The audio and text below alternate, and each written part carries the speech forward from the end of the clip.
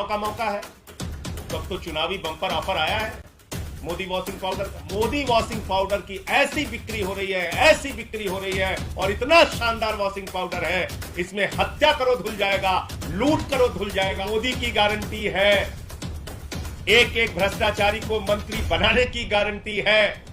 हेमंत बिस्व शर्मा सबसे बड़ा धरती का भ्रष्टाचारी है, और आसाम में उसने वाटर घोटाला किया। ये मैंने नहीं कहा, बीजेपी वालों ने कहा। कम से कम आज के बाद नैतिकता की, ईमानदारी की, भ्रष्टाचार के खिलाफ लड़ने की दुहाई देना प्रधानमंत्री को। बहुत पहले एक फिल्म आई थी, राम तेरी गंगा मैली, और उस फिल्म में गाना था कि राम तेरी गंगा मैली हो गई पापियों के पाप धोते धोते। और आज वही गाना भारत के प्रधानमंत्री आदरणीय नरेंद्र मोदी जी के ऊपर बिल्कुल फिट बैठता है कि मोदी तेरी भाजपा मैली हो गई पापियों के पाप धोते धोते। 2014 से जब से आदरणीय नरेंद्र मोदी जी भारत के प्रधानमंत्री बने हैं, इतना पाप धुला, इतना पाप धुला, इतने गुनाह धुले, इतने अत्याचार धुले कि ये लाइन उनके ऊपर बिल्कुल ठीक बैठती है, मोदी तेरी भाजपा मैली हो गई पापियों के पाप धोते धोते। और किस चीज से पाप धो रहे हैं? ऋण वाले भी परेशान हैं, टाइड वाले भी परेशान हैं, और घड़ी वॉशिंग पाउडर जो है उसका प्रचार भी चुरा लिया मोदी जी ने। घड़ी का प्रचार क्या है? पहले इस्तेमाल करो फिर विश्वास करो। मोदी जी भी यही कह रहे हैं कि पहले इस्तेमाल करो फिर विश्वास करो, और यह वॉशिंग पाउडर है मोदी वॉशिंग पाउडर। और कितने शानदार तरीके से वो मोदी वॉशिंग पाउडर काम कर रहा है, एक एक करके आपको बताऊंगा। एक आसाम में वाटर घोटाला खुला था, और उस वाटर घोटाले की किसी और पार्टी ने नहीं, याद रखिएगा मेरी बात को, भारतीय जनता पार्टी ने वाटर घोटाले की बुकलेट जारी की थी, बाकायदा प्रेस कॉन्फ्रेंस किया था और कहा था हेमंत बिस्व शर्मा सबसे बड़ा धरती का भ्रष्टाचारी है, और आसाम में उसने वाटर घोटाला किया। ये मैंने नहीं कहा, बीजेपी वालों ने कहा। और उसी हेमंत बिस्व शर्मा को, जिसके ऊपर ईडी और सीबीआई की जांच चल रही थी, उसको आसाम का मुख्यमंत्री बना दिया। दूसरा नाम आता है शुभेंदु अधिकारी का। 2017 में इसके ऊपर ईडी सीबीआई की जांच शुरू हुई, और इसको शारदा नारदा स्कैम में घोटालेबाज बताया। किसने? बीजेपी वालों ने, कोई दूसरी पार्टी वालों ने नहीं, बीजेपी वालों ने। और इसको अपनी पार्टी में शामिल कर लिया 2020 के अंदर, और इसको लीडर ऑफ अपोजिशन बंगाल के अंदर बना दिया। तीसरा नाम आता है येदुरप्पा का।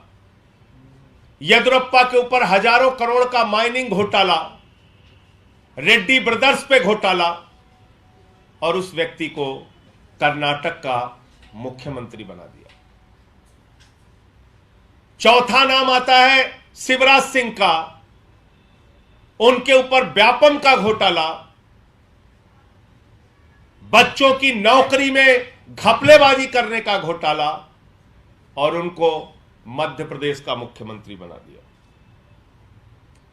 पांचवा नाम आता है मुकुल राय का।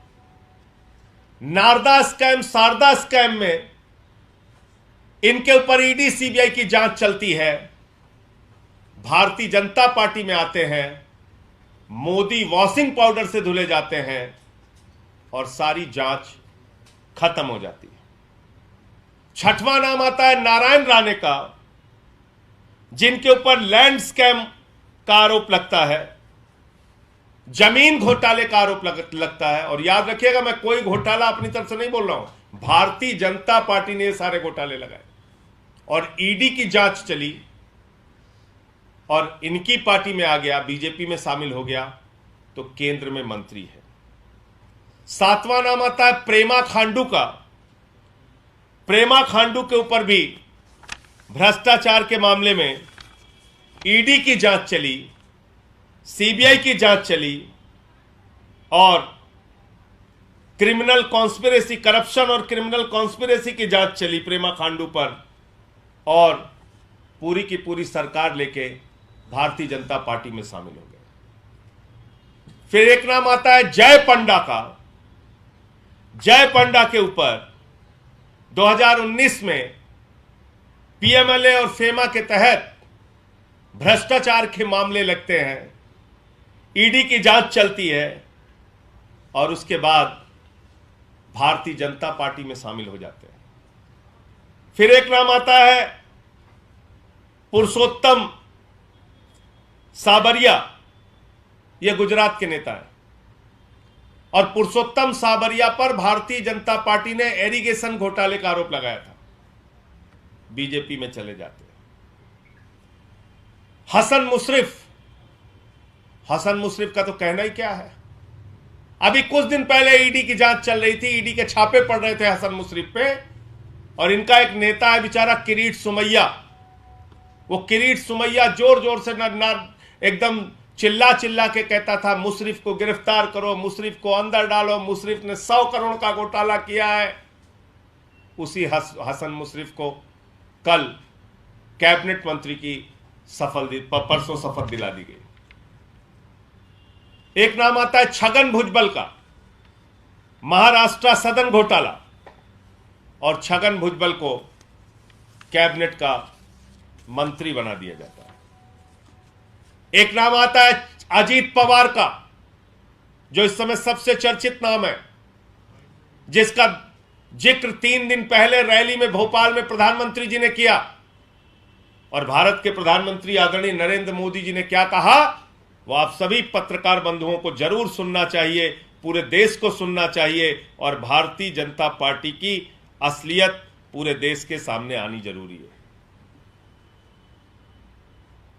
एनसीपी पर भी करीब 70,000 करोड़ रुपए के घोटालों का आरोप है। महाराष्ट्र स्टेट कोऑपरेटिव बैंक घोटाला, महाराष्ट्र सिंचाई घोटाला, अवैध खनन घोटाला, इनकी लिस्ट भी बहुत लंबी है। ये 3 दिन पहले भारत के प्रधानमंत्री ने 70,000 करोड़ का घोटाला पकड़ा था। किसका? अजीत पवार का, एनसीपी नेताओं का।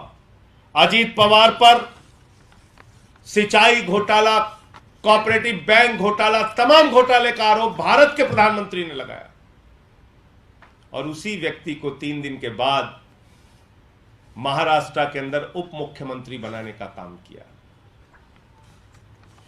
एक नाम आता है भावना गावली को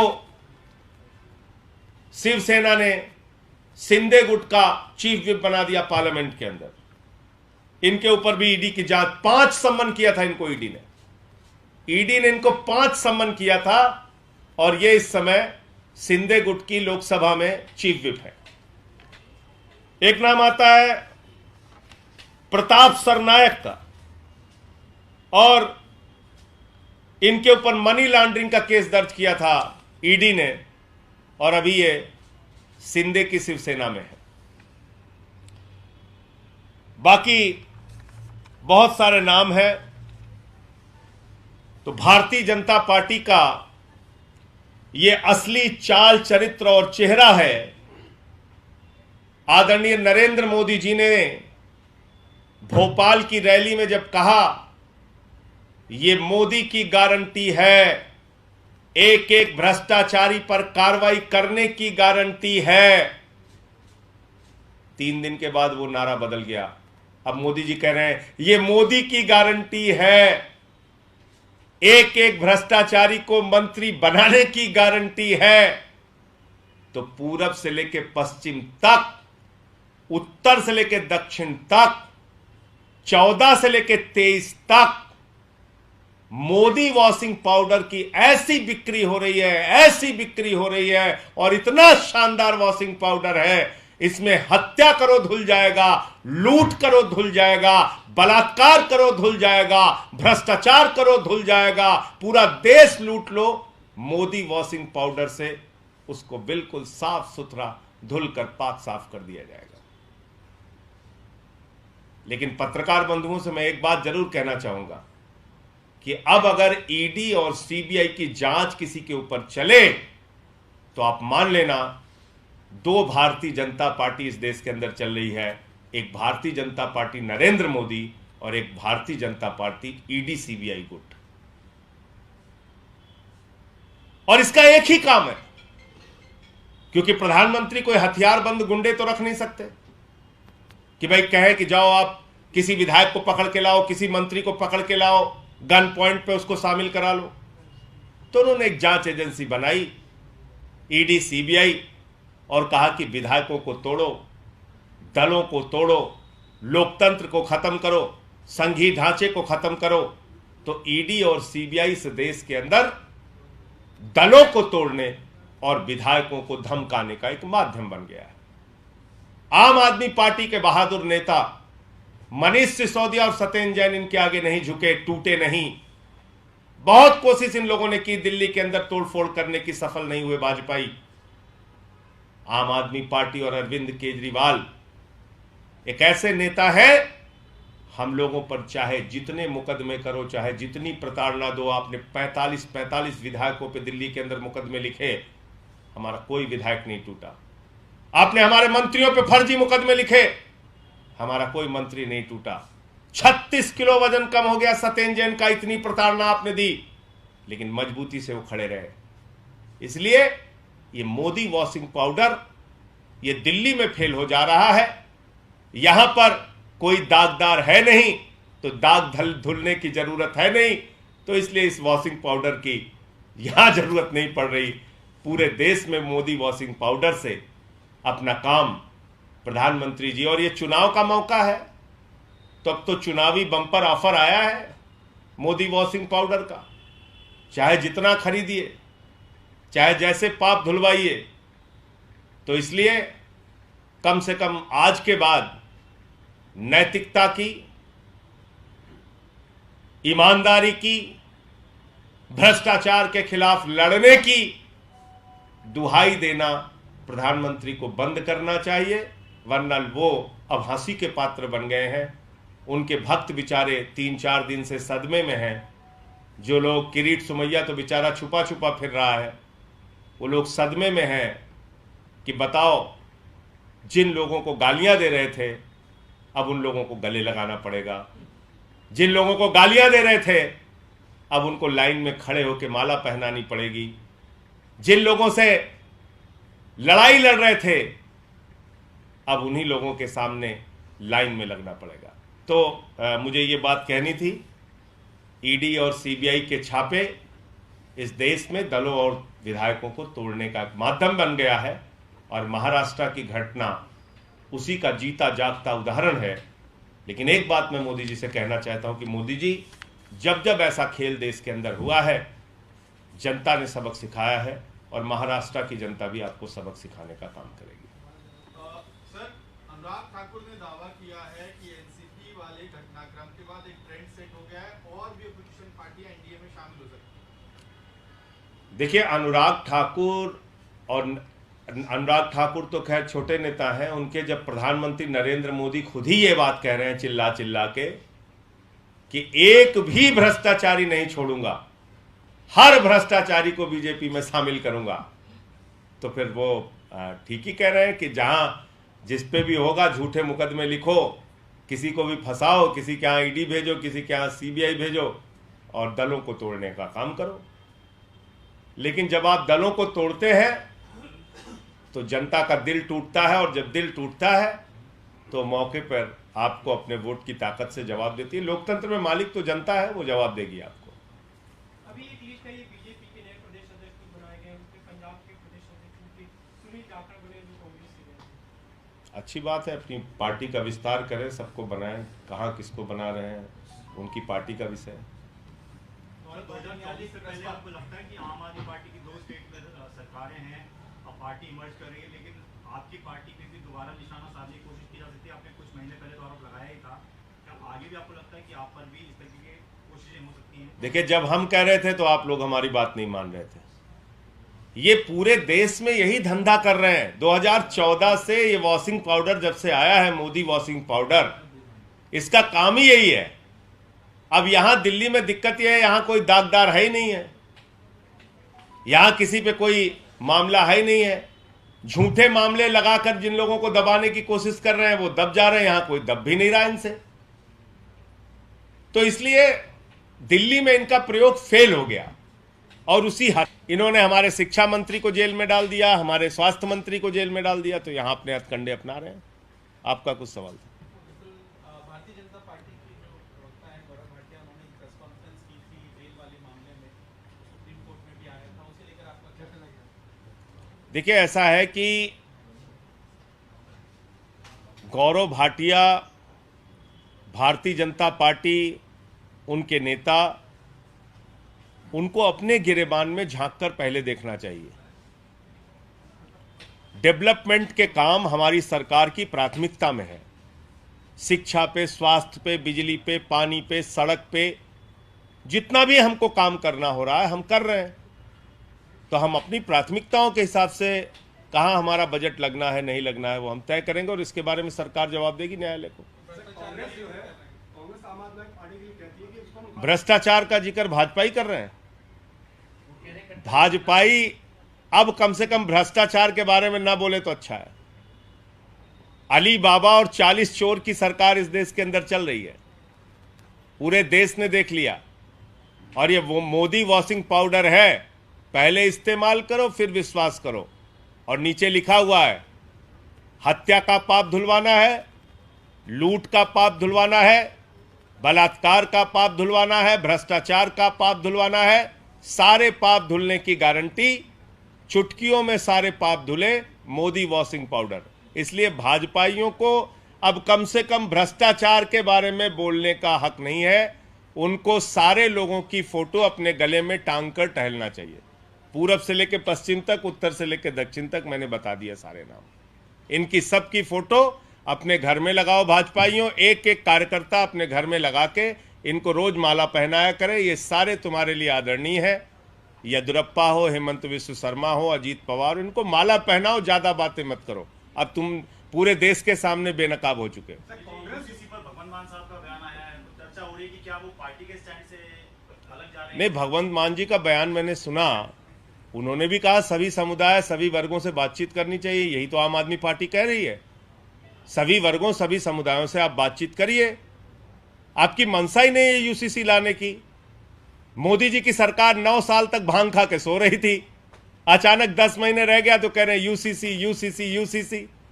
अरे भैया, ये यूसीसी यूसीसी नहीं है, ये है टमाटर के महंगे दाम से ध्यान हटाना है, मणिपुर में हो रही हिंसा से ध्यान हटाना है, 18 करोड़ नौकरी देने के सवाल से ध्यान हटाना है, 2022 15 अगस्त तक पक्का मकान देने के वादे से ध्यान हटाना है, काला धन और 15 लाख के वादे से ध्यान। तो इसलिए असली मुद्दों से ध्यान हटाना है, इसलिए ये फालतू की बातें कर रहे हैं। मैं तो पहले दिन से कह रहा हूं, अभी मैंने भगवंत मान जी को भी सुना। आनंद मैरिज एक्ट में सिखों की अपनी परंपराएं हैं, उनके हिसाब से सिख समुदाय के लोगों को अलग तरह के अधिकार मिले हुए हैं।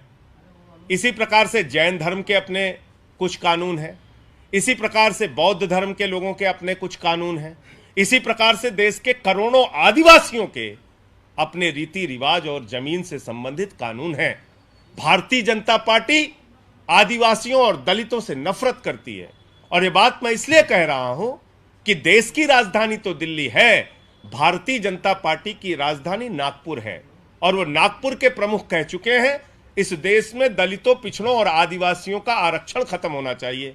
तो ये यूसीसी नहीं है, ये देश के आदिवासियों, दलितों और पिछड़ों का आरक्षण खत्म करने की शुरुआत है। कल को आप एक देश एक कानून के नाम पे कहेंगे आरक्षण खत्म, सब समान, अरे भाई, जो लोग इस देश के अंदर सामाजिक आर्थिक रूप से पिछड़े हैं उनको आरक्षण की व्यवस्था है इस देश में। अब क्या करोगे? आदिवासियों की जमीन से संबंधित बहुत सारे कानून हैं, 371 में नॉर्थ ईस्ट के अंदर अपने कानून है। तो अब क्या करोगे? उनसे बातचीत की आपने? आपका खुद का दल एनडीपीपी, जिसके समर्थन में आप सरकार में है, नागालैंड के अंदर बैठे हैं, 5 मंत्री हैं बीजेपी के, इस्तीफा दिया उन्होंने। मेघालय में इनके मंत्री बैठे हुए हैं बीजेपी के, संगमा ने विरोध कर दिया यूसीसी का, इस्तीफा दिया बीजेपी के मंत्रियों ने। मिजोरम की सरकार ने विरोध कर दिया। तो इसलिए कोई तैयारी नहीं है, कोई सोच नहीं है, खाली दिन रात चिल्लाते हैं, कहते हैं गोवा का यूसीसी लागू करना है, गोवा का। अरे भैया, गोवा का यूसीसी पढ़ा है आपने?